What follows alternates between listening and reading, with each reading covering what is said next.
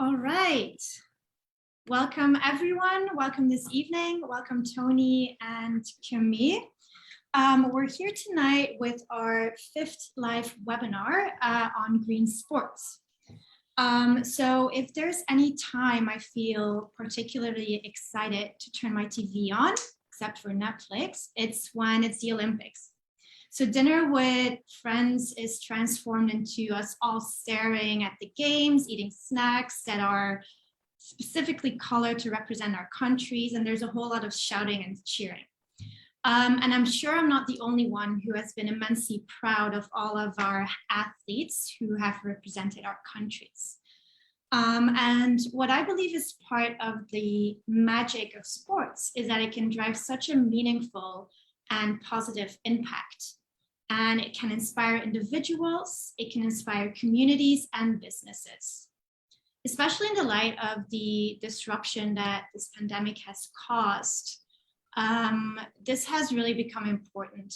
Look at the disruption to supply chains, so the chain of a product from raw material to end product.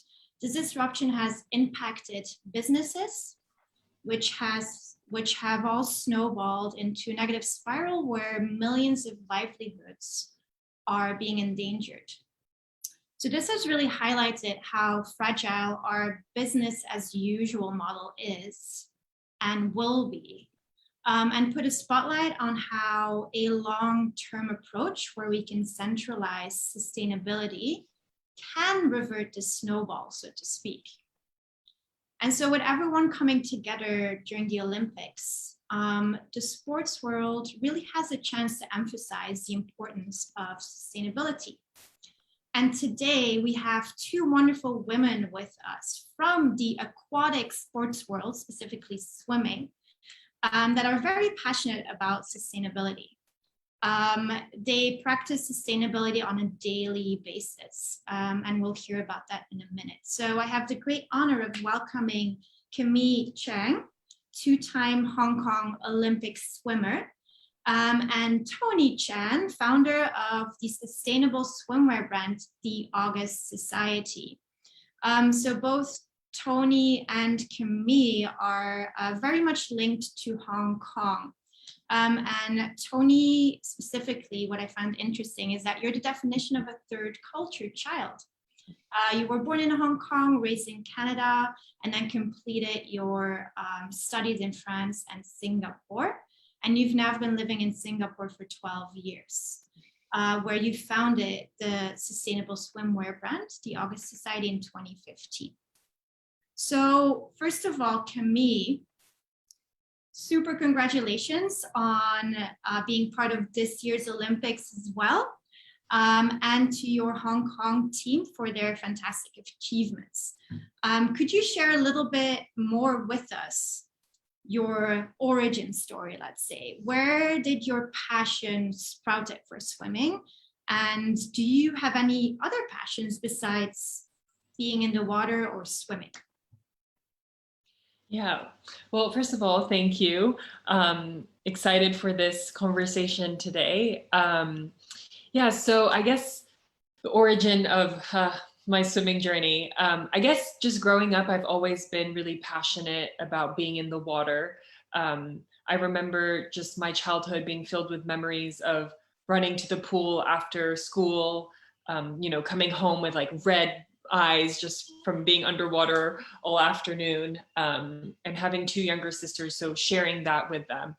And even to this day, when I'm not training and I'm not in a pool situation, I enjoy spending my time by the water, whether it's hiking or in the ocean, or I volunteer with a Splash, which is a learn to swim organization. And so really a lot about like being around the water and being outdoors.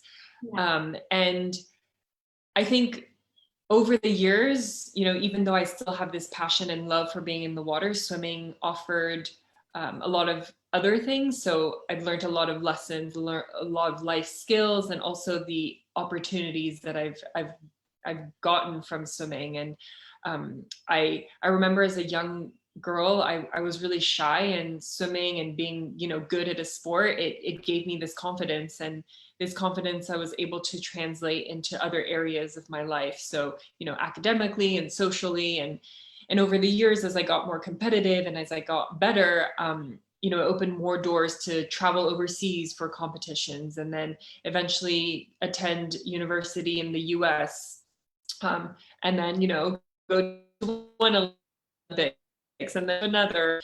For me, that's, while I've love of being in the water is always, at the root of it, there's been a lot of things that have evolved over the years. And away from the pool, I found I guess my other interest and passion is in psychology and around mental health and mental well-being. And I think as an athlete, we often talk about, the physical training, but there's a huge component that's the mental side. And I think it's not just about athlete, it's any individual. How do you manage stress? How do you perform at your best? How do you reach your own, peak potential? And that's something that I'm really passionate about too. It's more of like a holistic approach, which focuses on both the mental and the physical. So having a degree in psychology must spark that passion as well. And the physical part is such a big part of one's overall well-being. I'll come back to that later because I think that's very interesting. In the meantime, Toni, where did your passion to pursue swimwear specifically come from, and not, let's say, yoga pants? Right. So I started my career in the corporate world. So ironically enough, I worked for an oil company when I graduated university in Canada. And then yeah, exactly. It's a complete 180 from there. And so then came to Singapore after doing my MBA and worked as a management consultant. And then, I just wanted to do something a bit more creative. And I think I was very naive at the time. So I was like, I wanted to be a fashion designer and I want to start my own business. So, considering I lived in Singapore and it's 30 degrees all year round, and, Bali and Phuket were just a short plane ride away, when we could travel, that is. And so I was like, you know what, I'm going to start a swimwear company. And so that's kind of how it started. And then, as I worked more and more in the fashion industry, I realized the damage that it was causing, from not just an ecological perspective. So, looking at the amount of waste that the fashion industry generates, fast fashion always ending up in landfills, being made from synthetic fibers that are really cheap and poorly made. So, you wear it 3 times and you throw it away. To, a lot of clothing being very resource intensive, like cotton using a lot of water and pesticides, and then also looking at the human toll of fashion. So, for example, if your t-shirt costs $5 to make, then, how much is the person who's making that t-shirt really being paid? So, when I started looking at all of these elements, I thought, I can't just create more and more and more stuff that's just going to get thrown out, right? So that's when I tried to infuse a lot of these values into my brand, to see how I can create, and build sustainability within August society. That's fantastic. I'm gonna ask you a little bit more about what your swimwear is made out of and how the August Society implements their sustainability. Sure. But I love that you included that sustainability aspect within your journey and applied it to your daily life and then your business. And being sustainable on a daily basis can have such big impacts on a larger scale. It can impact, for example, climate change. So when I don't buy tomatoes wrapped in plastic, but buy those single tomatoes, I avoid using fossil fuels that increase and impact climate change. Daily actions can also help save biodiversity.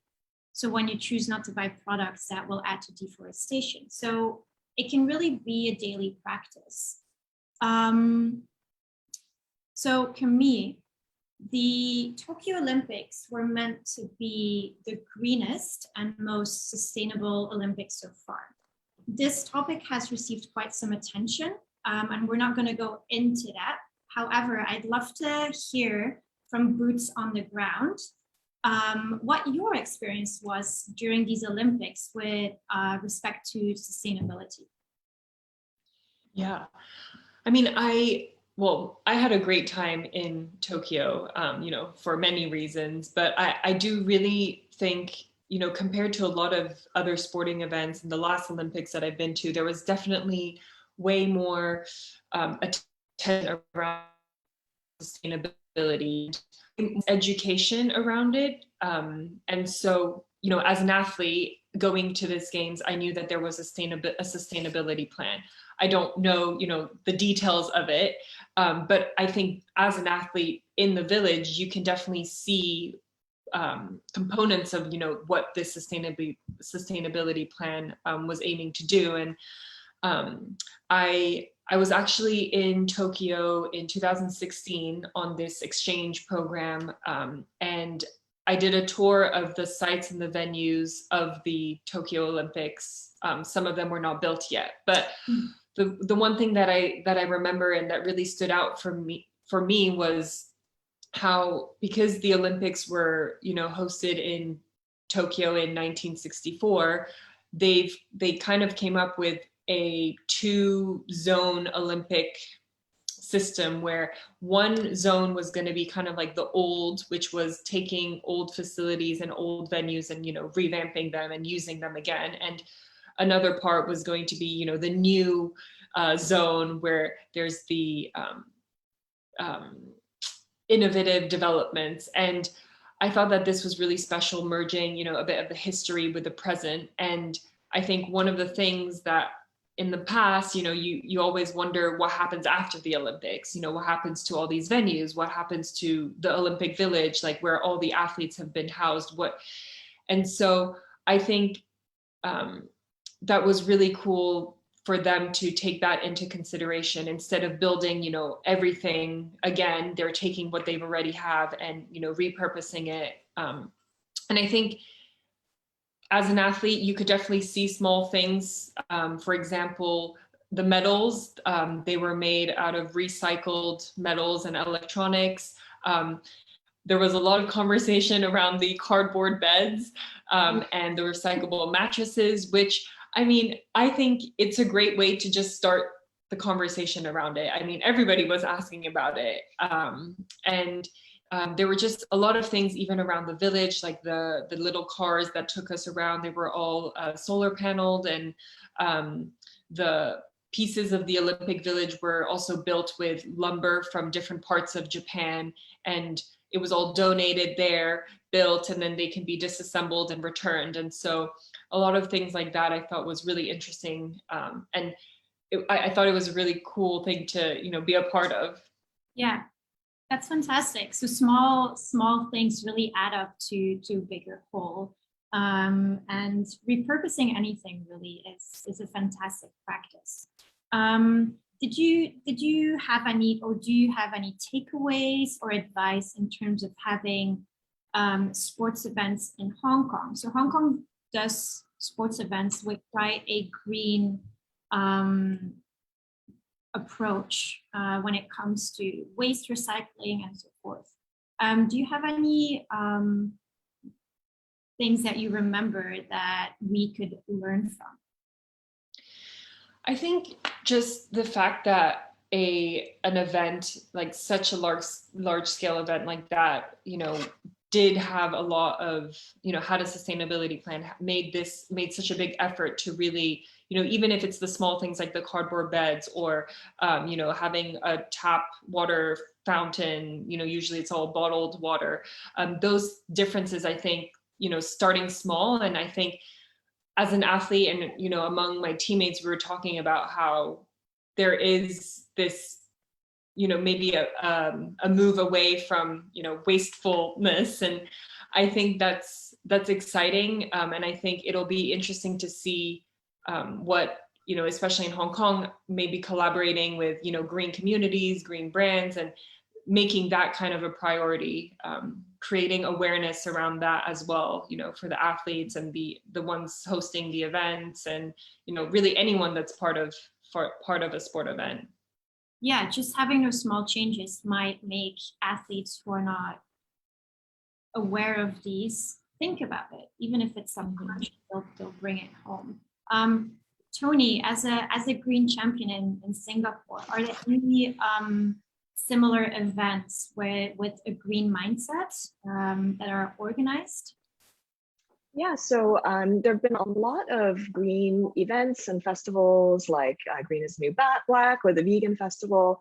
I mean, in the past year and a half, a lot of them have moved online just because in Singapore, we can't really have a lot of large scale events because of COVID. But it's definitely one of those things where there's a lot more focus now in Singapore. I think, the government has put a lot of focus with their newly revealed green plan for 2030, which is, really big on infrastructure and how the city as a whole is going to develop.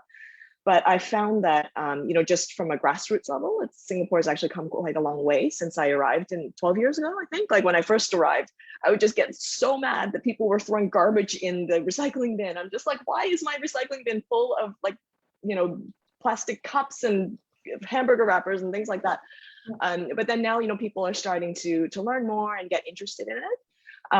Like, for example, I'm part of the Green Collective, which is a store at Funan Mall in Singapore, where there's, I think, almost 50 plus green brands now that have come together as a collective.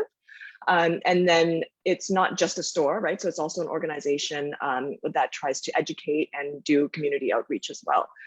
So I think there's a lot of people who are now more interested in, just learning about how to lead a sustainable lifestyle.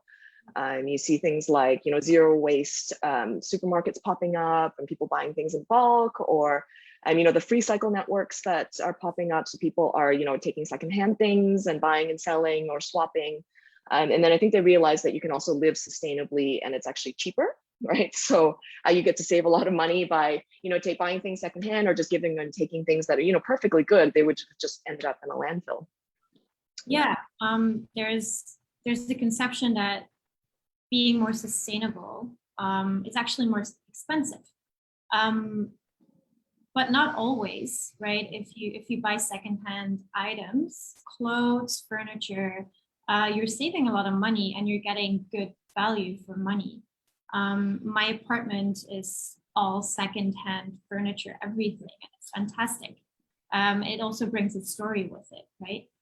So Toni, do you feel like in this way, having these green stores pop up, these online events that creates a higher awareness, is there any other awareness avenues that green groups take in Singapore? So I think a lot of them have definitely been very vocal online. So there's a lot of, groups that are out there, like, teaching people how to live like a zero waste lifestyle, for example. Like you can join a Facebook group that's thousands of people. And then, everyone gives tips on where you can do this, where you can recycle that and all of that. And then I think a lot of these green businesses are starting to organize seminars and workshops and things like that to teach people for example, how to repair your clothing instead of just throwing it away. So there's lots of little things that everyone can do. Yeah. That's fantastic. So, being more sustainable can also actually have a direct impact on the water you swim in. And also our health, right? Buying clothes that are made from synthetic fibers, polyester, adds microplastics in the water, which have a bunch of negative cascade effects on our bodies, on biodiversity. So the August Society recognizes that fashion is the problem child of sustainability. So with swimwear, I can imagine it's specifically tricky when it comes to sustainability. But could you explain to our viewers exactly why that is? Yeah, so swimwear is a bit of a problem because it's something that you wear in very harsh conditions, right? So as Camille probably knows, right, her swimsuits probably get worn out very quickly because she's constantly in chlorine, salt water, you're out in the sun. And so you can't really use, natural fibers very easily. Like, if you have a cotton swimsuit, or a bamboo swimsuit, that thing's just gonna be a big soggy mess, right, after a little while. So you really can't get away from using sustainable using synthetic fibers, for example. So most swimwear is made out of either nylon or polyester mixed with spandex to make it stretchy, right? And so So as you mentioned before, there's the problem of microplastics, right? So the synthetic fibers will shed into the water when you wash it or when you wear it. So that's one thing that I personally haven't found a solution for, right? But I think there's a lot of research into that. The other issue with swimwear is that you can't really give it away or donate it or sell it secondhand, right? So it's not like a dress that you have that you don't like anymore. You can either go to a store and swap it, or donate it, or give it to a friend. I mean, no one really wants your secondhand bikini, right? And there's nobody in a third world country that needs it after a disaster, right? Like nobody really needs your swimsuit after you've used it, right? So the best solution to swimwear is basically just get a really good quality one that is a classic shape and fit. It fits you really well, you love it, and you just wear it to death. Basically, just wear it as long as you possibly can. Yeah. Good. What you've explained it a little bit more, but is this your main approach to sustainable swimwear, having it be good quality and just wear it as long as you can? So that's the August Society's definition and approach to sustainable swimwear, if I understand it correctly. Yeah, so I also start with the raw materials. So we use recycled plastic waste as the raw material. So I actually buy nylon and polyester that comes from, so the nylon is actually from a company called Econel. So they actually take ghost fishing nets that have been recovered from the ocean. So there's actually an NGO called Healthy Seas that goes out, with these big boats with the crane that hauls up these fishing nets that have been released by the fishing industry. I think they said something like 10% of all ocean plastic is actually made out of these ghost fishing nets that are kind of floating out there. So they take this, and they also take byproducts of nylon manufacturing. So things like carpets, for example, they get a lot of fluff and things that come out when they're making carpet. So they take that, they gather it up. They also take carpet from, like, let's say there's a 3-day convention in Vegas. They line the entire convention hall with brand new carpeting, and then after 3 days, they rip it out and throw it away for the next convention, right? And so they take materials like that, and then they actually regenerate it into new nylon. And so then there's that. And then there's also Reprieve, which is a company that makes recycled plastic pellets out of plastic bottles. So this is polyester, or like plastic water bottles that becomes polyester. And so that's the raw material that then gets spun into our fabrics. So from there, then I also think about, from a design perspective, how I can design the swimwear to be as sustainable as possible. So I try to make them multi-use. So for example, we have some bikini tops that also function as sports bras. So you can use it for yoga as well as swimming or wakeboarding or anything like that. So so it's not just... Especially, right? I presume especially in Singapore as well as Hong Kong, when you work out, you just get drenched in sweat. Yeah. So I love, yeah, Camille's like, yeah. Yeah. I love the idea. Like the humidity is no joke.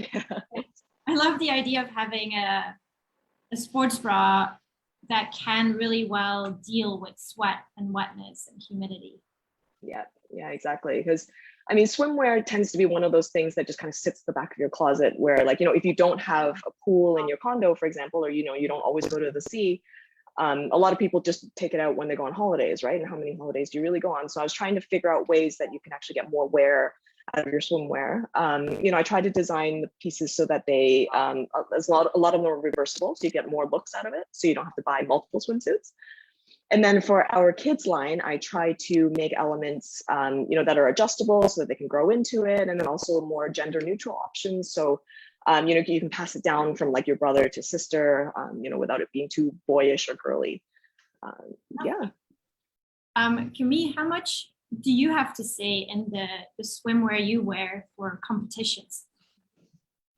Yeah, no, when she was talking about how difficult it is to recycle swimming suits, I just have like bags filled of, because I don't know where to recycle. So I'm just like, I'll just keep them. But, I mean, I have the training suits that, they're like super baggy now that I can't, or I have the competition suits, and those are, you wear just, 5 or 6 times. And then, in a racing situation, they're like, oh, okay, they're not good anymore. So yeah, I mean, even just listening to you talk today, I'm learning a lot. And yeah, it's been tough with I all think my swimming suits. Yeah.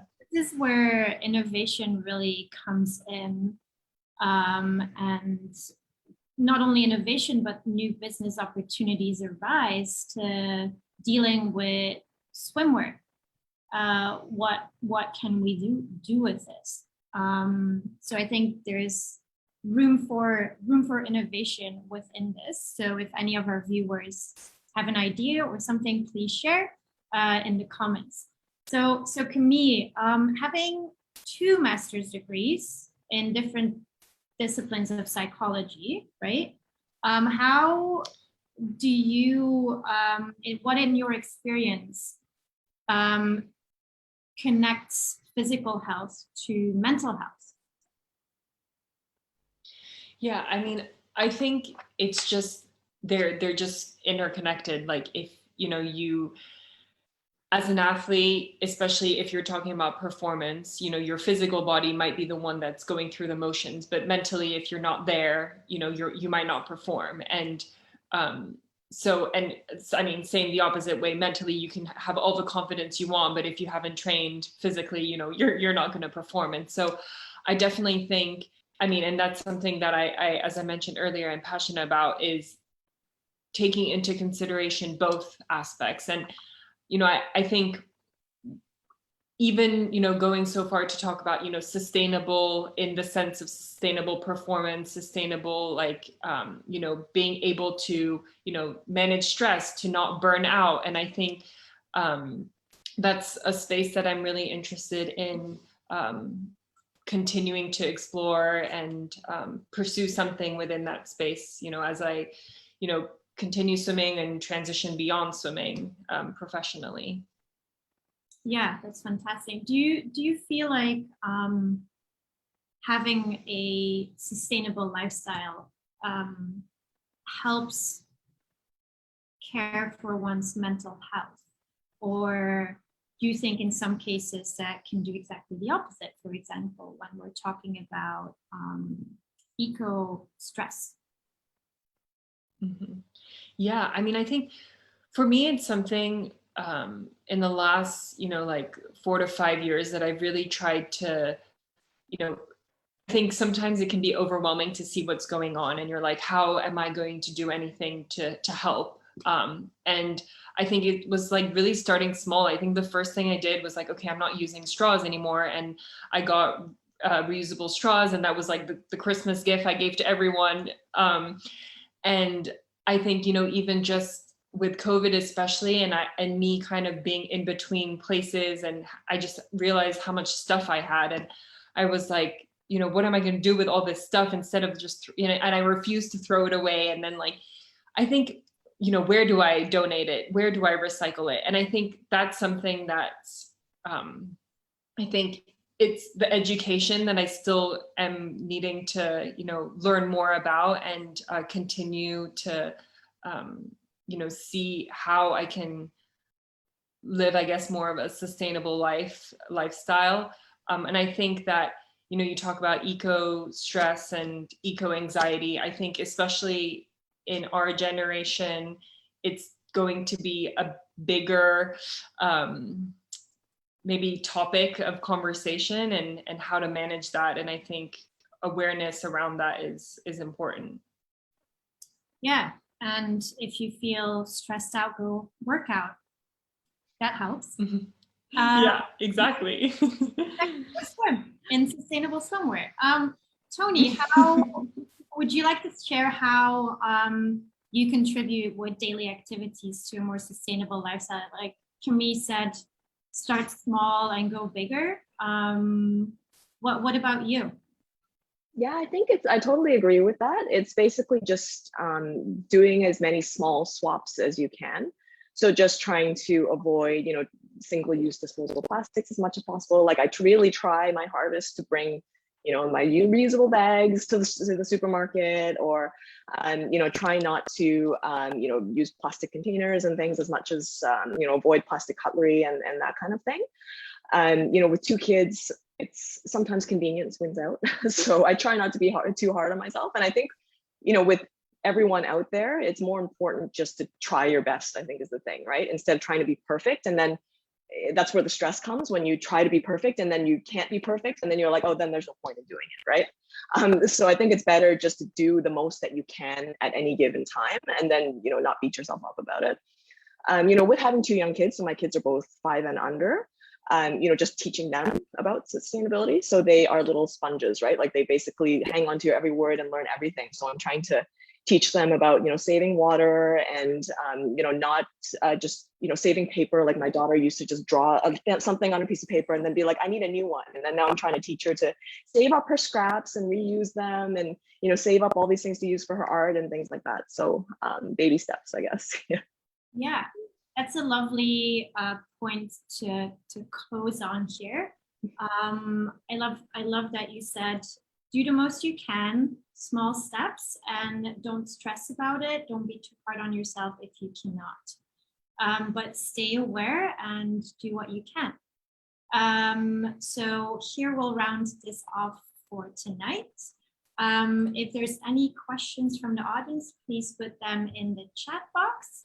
And we'll revert them to Camille and Toni afterwards. So thank you so much, Camille. Thank you so much, Toni, for joining. And have a wonderful, wonderful night. Okay, thank you so much for having us. Thank Bye-bye. you. Thank you.